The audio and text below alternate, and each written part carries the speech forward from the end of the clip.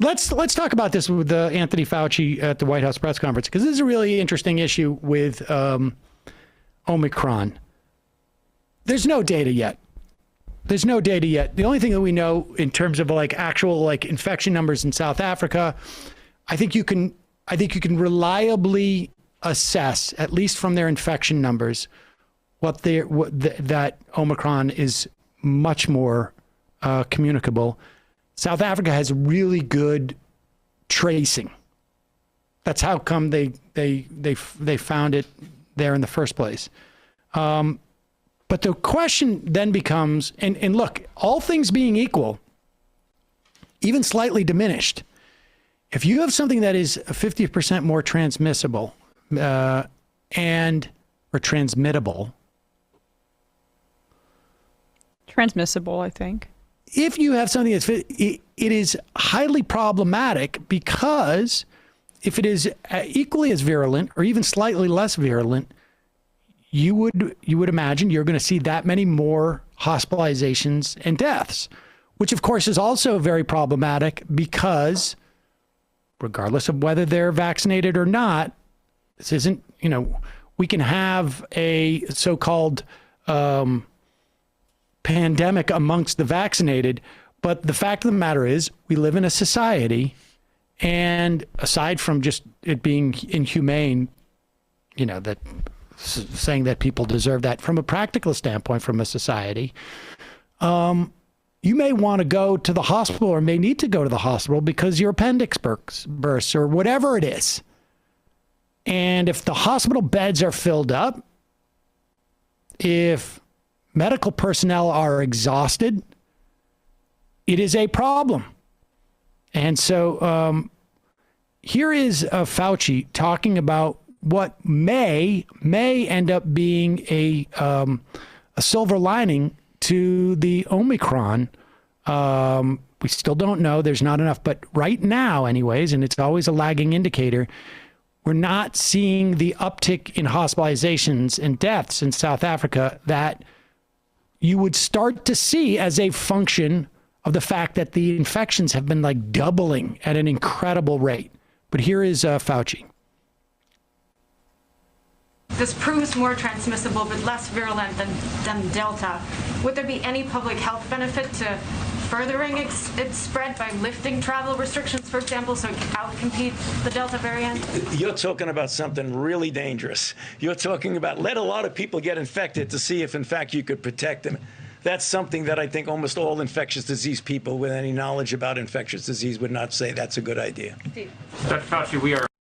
Just to be clear on what the theory that she's espousing there is, and why you got to understand why this is it's a dangerous, from a public health policy standpoint, why it's a dangerous theory to espouse. The theory is that if Omicron is significantly less virulent, because again, if you up the number of people who are going to get infected by 50%, and you don't dramatically decrease the virulence of this, if you could like do this in a lab, let's say, you're going to get that many more deaths and hospitalizations, even if it's like slightly less virulent. It would have to be more than 50% less virulent to basically get you to a wash in terms of how many people end up in the hospital. But the argument, or the theory that this reporter is sort of promoting, is this idea that like, well, what if it takes over from Delta and becomes the prominent strain? Could you actually like have essentially this variant destroy the danger associated with COVID, essentially? Right. But like that, it's bad logic, because you don't want it, because it's probably going to replace Delta anyway. Right. And you don't want it to spread as much as possible, because that you hope it's not as virulent, but there's no guarantee that it stays less virulent. Delta is now the variant that people are seeing in 99% of infections. It's completely taken over. It's a matter of time before Omicron does it. Right. But we want to have a grasp and an understanding of what's going to happen You don't want, yeah. if you basically just get willy-nilly with it, you've opened the barn doors and you cannot close them. And it very well may be that you come up with any scenario where like Omicron, destroyed all the other COVID and made us protected from all and that's the end of the pandemic. It's possible. Yeah, let's hope for that. That would be great, but it's a huge risk. I mean, that's the thing is that I think like, and you can just wait until like people are on Twitter, statisticians going like, whoa, I've crunched the numbers and like, you just don't know. You don't know, like, you just don't know. And you have to always act it seems to me, in the most cautious of way possible.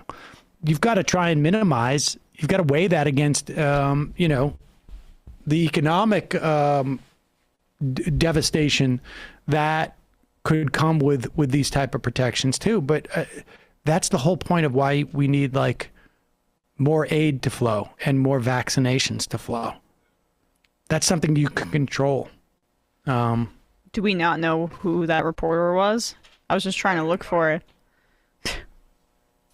It's a dangerous question, and it's also going to be one we're hearing. I want to be clear.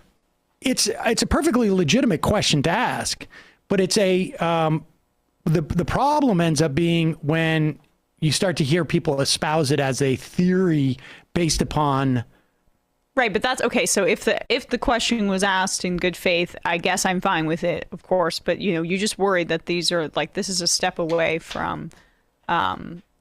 What was the Swedish thing? The herd immunity. Yeah, nonsense? I mean, but the problem's not in the question. The problem is in how it's received and how in like the second order interpretation on the of source. this. Yeah. I mean, I would not be surprised, if Tucker Carlson is playing the same clip, in 3 days. That's what I'm saying. Yes, but then the issue is not the question. The issue is what people do with it, and so. That's why we wanted to have put our 2 cents in. I also think like it acts like we have more agency than we do over here. Like I said, like I think Omicron's going to take over from Delta, and this idea that we'll just do this on purpose and then it will solve everything. Like yeah, we're playing 14-dimensional chess with a virus that is completely unpredictable. And first of all, you MFers were saying this about more virulent, the original COVID in the first place. Right. That didn't seem to work out so well. Apparently, Omicron, what they're seeing, at least initially in South Africa, is a increase in people who have been infected before by the Delta or wild type.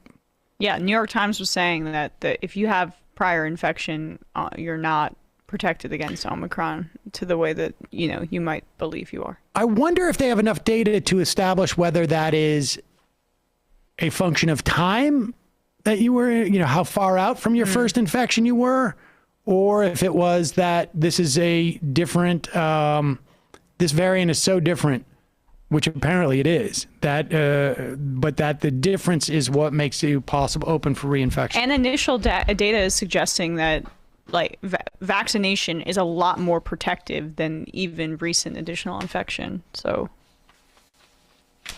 get your shots, get your boosters if you can, if they're available. Also, very good. I would say that my reception on my cell phone ever since Saul got vaccinated has gone up. I would say 15%. Fewer drop calls. I'm not making any claims. More hotspots in your home. Exactly. More mobile hotspots. That's what you call your son, right? MiFi. That's what I call him. I renamed him. MiFi. That was quick. Yep. It'd be quick.